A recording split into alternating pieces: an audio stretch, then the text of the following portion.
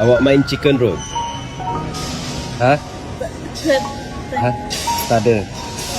Ha? Tak ada. Abang, awak main chicken roll? Awak main chicken roll? Ha? Awak ada aplikasi ni dekat telefon?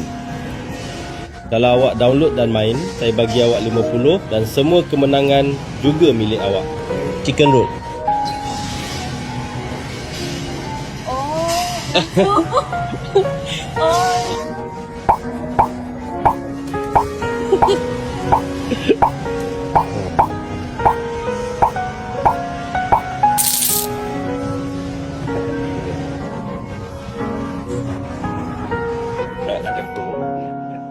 Ini kasih abang. Say hi. Bu, tak apa, say. I can say all of my brothers and I had was that because our dad's a comedian, his job only ever existed once we had gone to bed, and our mum worked from home. She was a photographer. So to us as kids, our parents didn't really work. They just were always home. So we had this amazing foundation where no matter any time of the day, either mum or dad would be at the house, and we felt so kind of solid as a family, which is why I kind of have this dream of one day having kids and putting my work to bed and just kind of being there as a dad, because I really admire how my dad was around. You know, being a comedian is a very, very volatile job. The highs and lows are so extreme, and as kids, we never saw that. The only version of my dad I ever saw was the happy dad, let's go to the park.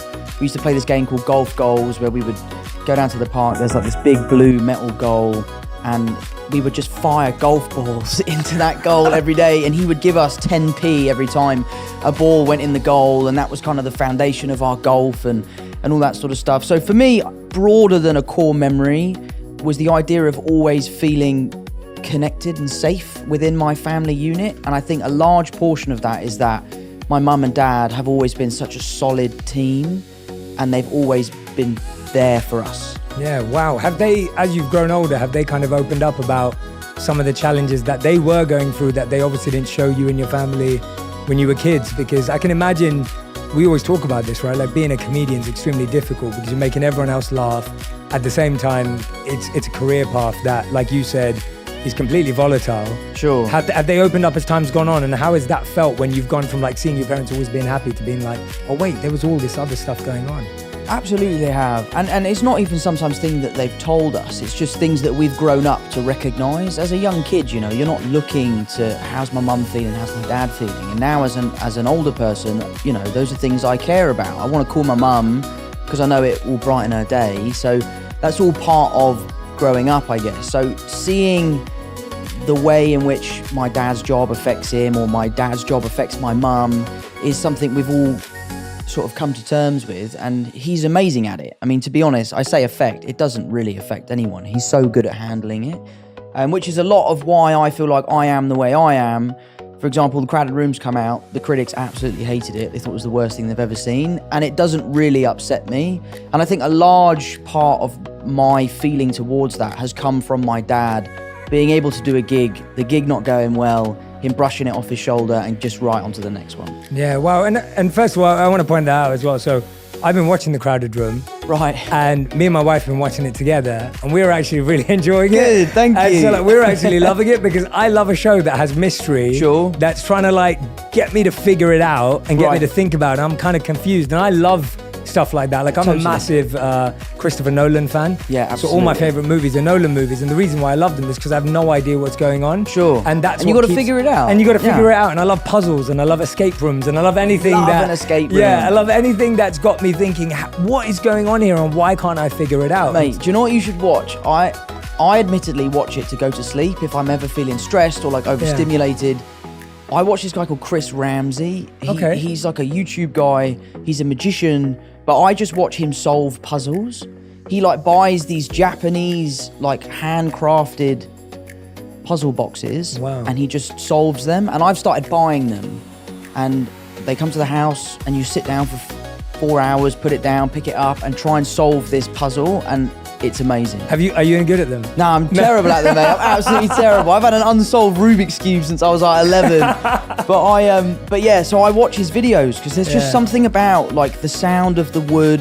I'm a carpenter, so I love like craftsmanship and that sort of stuff. So I love the way that these pieces are put together. So watching him solve the puzzles, I find so relaxing. Yeah, I think for so many of us, you know, getting bad reviews, perceptions, people talking about us, whatever that may be, whatever scale we live at, can actually affect us. Sure. And you saying that actually seeing your dad, seeing him shrug it off and seeing him move on actually really helped him. Do you think that you've been able to create a bit more of a skill around that now, or is it something that happens naturally for you? Because I'm guessing that there's a lot of people who are listening and watching going, Tom, that's pretty amazing that you can do that at your scale and your level, but you know, I'm still affected by that, or I really struggle when my mate says something. Like, I know the number one thing I hear is like, most people don't chase their dreams because they're scared of what their mates will say, let alone what the world will say. Yeah, like I had this late, I was flying back last night, as I was telling you, so I was on a plane from DC to London last night,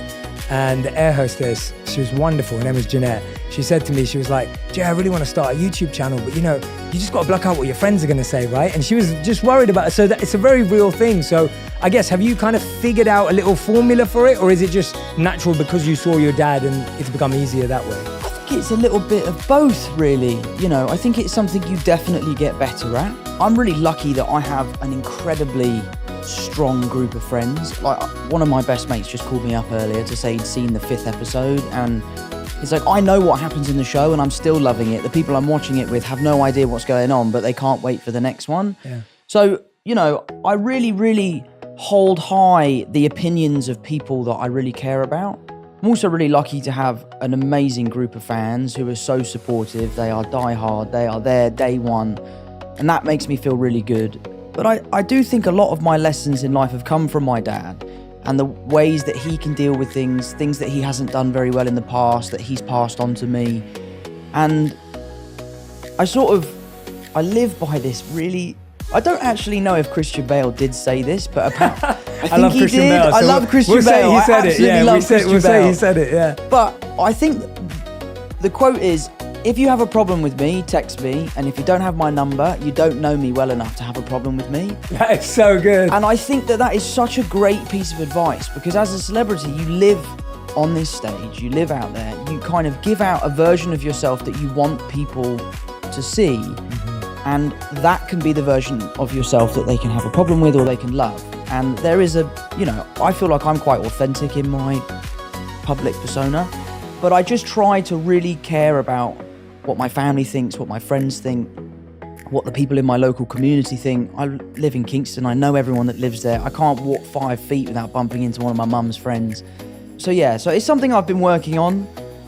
I try my best to not let that stuff affect me. It does. Yeah, of course. I'm not cold-hearted or anything like that. It does affect me, but I just try to move on and focus on the positives. Yeah, absolutely, absolutely. What was did you ever see your dad deal with everything and you thought, wow, that was incredible? Like, was there anything specific that you remember that, like, seeing him like tackle something and you thought, wow, that really impressed me, even if it was something really small in hindsight? I think the thing I admire most about my dad is his resilience. You know, he's someone who has had an incredibly successful career in his earlier life, and then later in life his career sort of plateaued and he struggled, and he's never stopped. He's never given up. He's still gigging to this day. He's still writing books. He has a Patreon. He has a podcast. He's constantly grafting to get to where he wants to be. And I think being a young kid and seeing your dad continually working as hard as he can to kind of put his best foot forward, for me, has been a huge drive for my work ethic. I'll give it 100% or I'll give it nothing. And I think a lot of that has come from my dad and seeing him deal with that. The funny thing about my dad is, you talk about doing a bad gig. I must have seen him 20 times. I've never seen him do a bad gig. He always seems to absolutely rip it.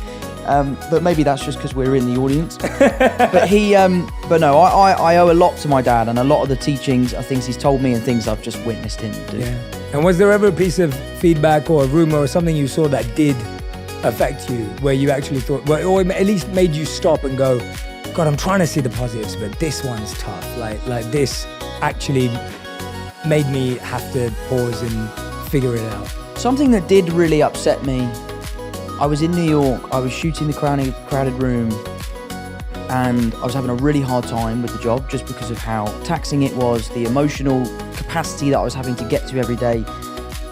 And I decided to delete my Instagram because I just felt like I was so addicted to